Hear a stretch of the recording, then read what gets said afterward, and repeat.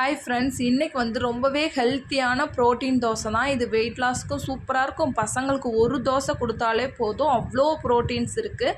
ஒரு கப்பு இட்லி அரிசி எடுத்திருக்கேன், ஒரு கப்பு கடலப்பருப்பு, ஒரு கப்பு கருப்பு உளுந்து, ஒரு கப்பு மைசூர் தாள், ஒரு கப்பு துவரம்பருப்பு, அதே கப்பில் பாசிப்பருப்பு, பச்சை பாசிப்பருப்பு, நல்ல மொறுமொறுன்னு இருக்கிறதுக்காக அவல் சேர்த்துருக்கேன். இந்த 6 வகையான பருப்பையும் சேர்த்து ஒரு 6 தடவை நல்லா கழுவி எடுத்துட்டு, இதில் ஒரே ஒரு டேபிள் ஸ்பூன் சீரகமும் மிளகா வத்தலும் சேர்த்து கொஞ்சமாக கருவேப்பிலை போட்டு ஊற வச்சுருங்க 2 மணி நேரம்.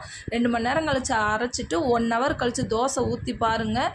இதில் உப்பும் பெருங்காயம், வெங்காயத்தை குட்டி குட்டியாக கட் பண்ணி சேர்த்துருக்கேன். நெய் ஊற்றி அப்படியே மொறுன்னு சுட்டு இதுக்கு தக்காளி சட்னியோ தேங்காய் சட்னியோ கொஞ்சம் காரமாக வச்சு சாப்பிட்டு பாருங்கள், அவ்வளோ டேஸ்ட்டாக இருக்கும். நெக்ஸ்ட் பார்த்துட்டு கமெண்ட் பண்ணுங்கள். பாய்.